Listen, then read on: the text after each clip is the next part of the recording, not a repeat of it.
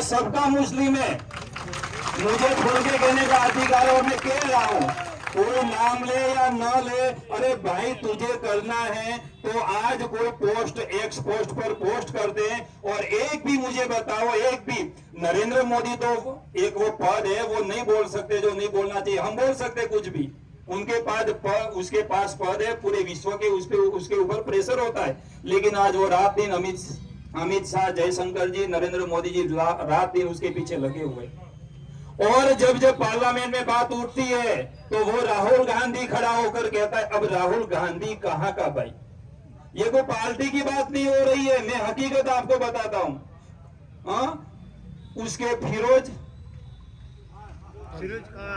गांधी मत कहो, फिरोज खान का पर पोता है और वो कहता मैं गांधी हूं और बड़ी पार्लियामेंट में खड़ा होकर कहता है आज सबसे ज्यादा जो हिंसक हो तो हिंदू हिंसक है। अरे शर्म आनी चाहिए आपको शर्म आनी चाहिए कि ऐसे लोगों का समर्थन करने के लिए 238 सांसद खड़े हो जाते और पार्लियामेंट में, राज्यसभा में नरेंद्र मोदी का भाषण नहीं होने देते। तो इसलिए मैं कहता हूं ये कोई गद्दार अपने घर में बैठे, बाहर के गद्दारों की किसी की ताकत नहीं है। और मैं यहाँ पर एक बात कहता हूं, जब भगवान श्री राम जी इस पृथ्वी पर आए, भगवान कृष्ण इस पृथ्वी पर आए, तब उनको भरोसा था कि मेरा हनुमान बैठा है के और मेरे भक्त बैठे हैं। अब आज तो कहां घर पड़ेगी, हर घर में अब रावण बैठा, इतने राम कहां से लाओ भाई, आज थोड़ा सोचो आप। आज मैं कहता हूं हिंदुओं को शर्म आनी चाहिए, या ये पब्लिक है कोई? अरे भाई जब आपके घर में आएगा तब पता चलेगा, कोई बचाने वाला नहीं मिलेगा।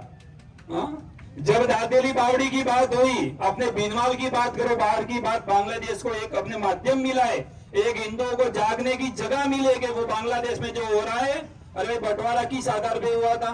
धर्म के आधार पर। भारत पाकिस्तान का बंटवारा किस आधार पे हुआ था? जाति के आधार, हिंदू मुस्लिम धर्म के आधार पर हुआ था। तो भाई फिर भी हम यहाँ रख रहे, और जब समय आएगा आप याद रखना, आपके कंधे पर हाथ रख के चलेगा और जब समय आएगा ना तो पीछे से धक्का मार देगा, पानी में आपको पता नहीं चलेगा। मैं कहता हूँ बांग्लादेशी हो गया तो आए वो आए, अपने यहाँ के लोगों से संभल के रहो, ऐसे मुस्लिमों से मैं खुल के कहता हूँ आपको, ऐसे मुस्लिमों से संभल के रहो। मुस्लिमों का अपने विरोध नहीं है, तीसरी पीढ़ी देख लो, उनकी तीसरी पीढ़ी उठाकर देख लो, उसके बाप का नाम क्या था आप सबको पता है। उनकी तीसरी चौथी पीढ़ी उठाकर देखोगे तो रामलाल जी होगा, मोफत जी होगा, 100 कोई भी होगा, उसको खान बान कोई नहीं होगा। ये प्रजापति होंगे, ब्राह्मण होंगे, राजपूत होंगे, 100 जो हुए वो।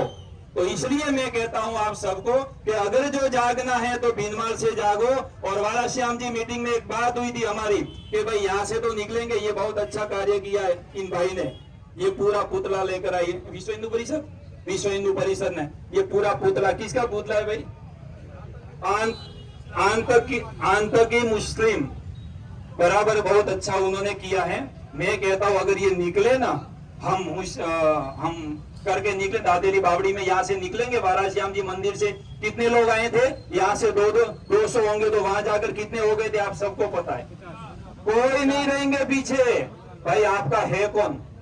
भाई सबसे पहले मैं आपको कहता हूं, आपकी प्रजाति बढ़ाओ, आपकी प्रजाति, आपका एक बेटा एक बेटी, अगर एक बेटा हो गया तो दूसरी बेटी भी नहीं करते। अगर मैंने तो ऐसे परिवार देखे हैं, अकेली बेटी हो गई तो भी हम उसको, बेटे को जन्म देने का भी नहीं सोचते कि हम कहां से खाएंगे, कहां से लाएंगे।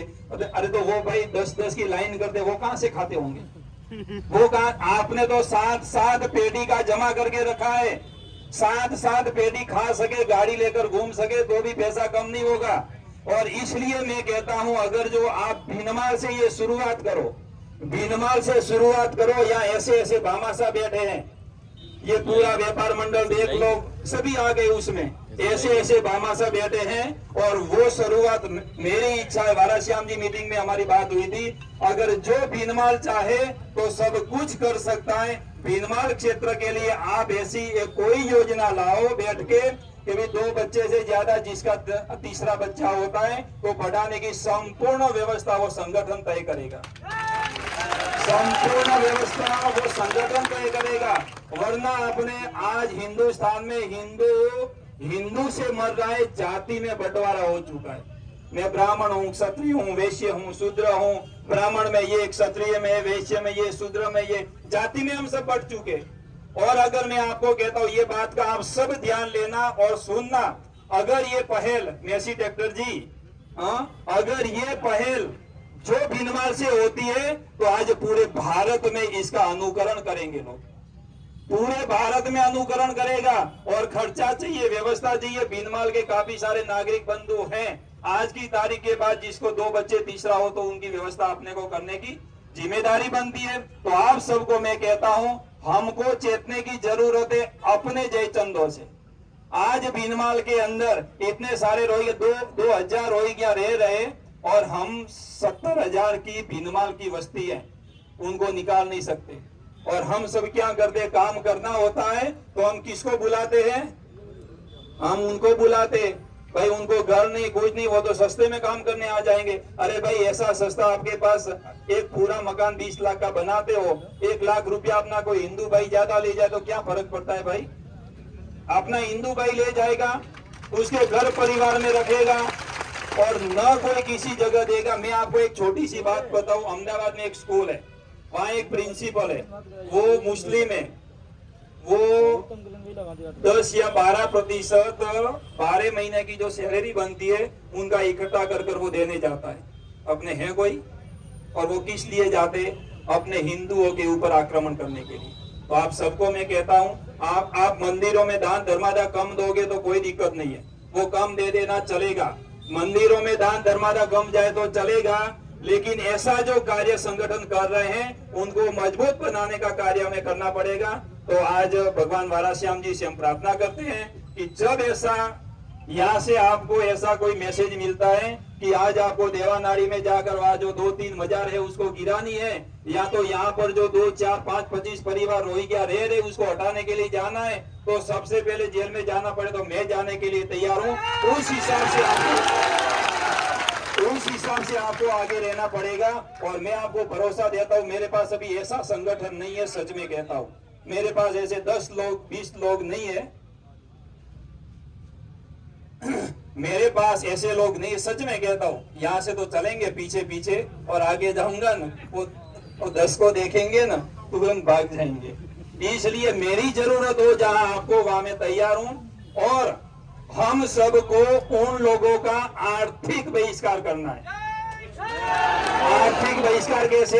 ये सनातन संस्कृति मंच वालों ने बहुत अच्छा एक शपथ बनाया था, बहुत अच्छा शपथ बनाया था। और मेरी आपको विनंती है, मेरा आग्रह है भाई विक्रम सिंह जी, वो शपथ याद जरूर दिलानी चाहिए। और उस शपथ के आधार पर आप सब रहना और आप रहोगे, ऐसे मुझे विश्वास है। वरना हम तो भाई 20, 25, 30, 40 साल में मर जाएंगे। हमारे जो पड़ पोते बच्चे होंगे वो कहेंगे मेरे दादा ऐसा क्यों था कि हमें मरने के लिए छोड़ कर गए। तो इसलिए मैं कहता हूं कि यहाँ से जो शपथ दिलाई जाए वो शपथ का हम पूर्णता से पालन करें। और उसमें एक ही शपथ है, उनको आर्थिक बहिष्कार करना और करना, न कोई भी उनको काम देना, न कोई उसकी दोस्ती करनी, न कोई दुश्मनी करनी। अपने दुश्मनी भी को आप आपके हिसाब से रहो, हम हमारे हिसाब से। तो भगवान से प्रार्थना करते हैं, वाराश्याम जी से, नीलकंठ महादेव जी से, क्षमकरी माता जी से, जो आप कार्य कर रहे हो उसमें भगवान आपको संपूर्ण सफलता देंगे। अस्तु। भारत माता की।